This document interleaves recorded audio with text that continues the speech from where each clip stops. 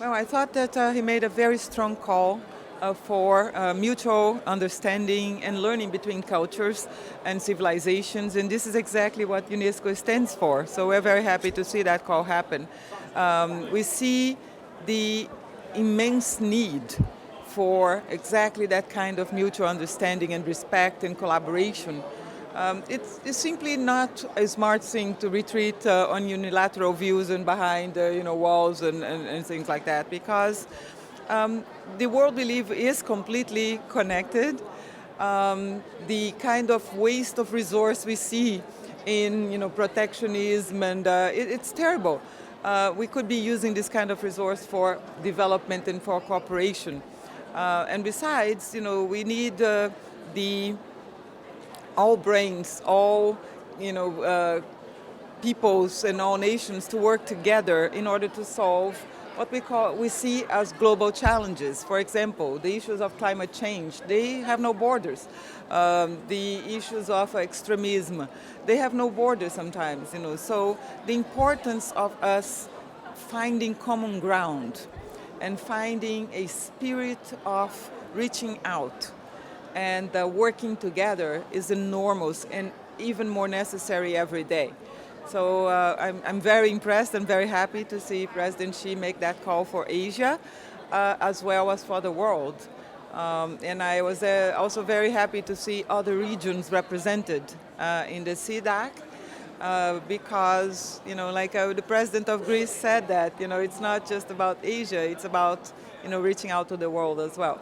We see it as very significant because, the voice and the values and the common views of Asian societies should permeate the global, views as well. So it's important that they come together and discuss and find these common elements and principles that they can bring to the global dialogue. So it's very significant that every Asian country was here, was represented here, feel that they see the need for that kind of conversation to happen as well. Yeah, it's organizing the panel on safeguarding diversity, because for us it's really important that we see mutual respect not as a way of becoming one unified identical world, but the fact that we can respect each other within our differences. We have tolerance and respect for for everyone, from regardless of race, of ethnicity, of religion. This is incredibly important. And so for us, our panel that we are organizing in this conference is exactly about that. It's about the safeguarding the differences, but drawing strength from our commonalities. And that's exactly the point of us coming together. How do we do that? Through cultural exchanges, through reaching out to scientific cooperation that allows us to all have a common understanding of problems, draw from our individual wisdoms and visions to bring that kind of wisdom and vision to a common undertaking of building a collective future, for all of us. The cooperation between China and UNESCO has been strong forever. President Xi visited UNESCO in 2014, and actually he brought these concepts of mutual understanding and a common future for humanity in his visit to UNESCO's headquarters. Our First Lady, Chinese First Lady, Madame Pang, is our special envoy for girls and women's education, and we do enormous amounts of work together.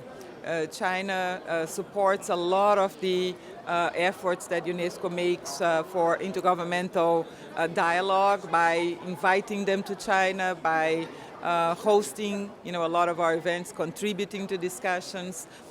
We also work very strongly in China in helping China itself to adapt its education systems towards global standards of highest quality education that leaves no one behind. We work with China on cultural protection the diversity of cultural expressions in China. China is one of the biggest countries in the world in terms of World Heritage Sites designated by UNESCO. We work on environmental issues with China, water, on artificial intelligence, and other scientific elements. We're actually starting tomorrow the Artificial Intelligence in Education conference that is bringing 115 countries to China to have this global discussion, and it's with support of China that we can do these kinds of things. So we are very happy with this cooperation and only see it becoming stronger and growing in the future.